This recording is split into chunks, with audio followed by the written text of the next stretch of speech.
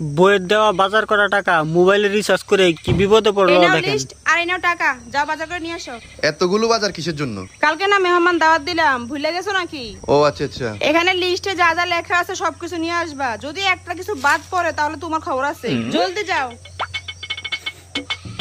আচ্ছা, একটা কাজ করলে কেমন হয়? আমি যদি টাকাগুলো মোবাইলে পুরাইয়া অনলাইন জুয়া খেলে যদি টাকাগুলো ডাবল করতে পারি, তাহলে বিনা পুঁজিতে আমার লাভ হবে। যাই আগে খেলি। কি ব্যাপার, খালি হাত কেন? বাজার কই? আরে চুপ করে আছো কেন? বাজার কই? আসলে হয়েছে কি, টাকাগুলো আমি মোবাইলে পুরাই ফেলছি। আমি মনে করছিলাম অনলাইন জুয়া খেললে টাকাগুলো ডাবল করব, পরে টাকাগুলো হাইরা গেছি আমি। এই কথাটা বলতে তোমার এতক্ষণ সময় লাগছে?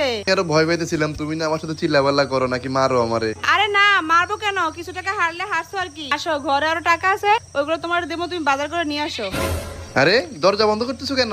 দরজা বন্ধ না করলে মানুষ দেখে ফেলবে না? ও আচ্ছা আচ্ছা, তোমার বুদ্ধি আছে, বলতে হবে। আমি তোর মতো জোরে সংসার করতে আসছি রে। খবর খারাপ।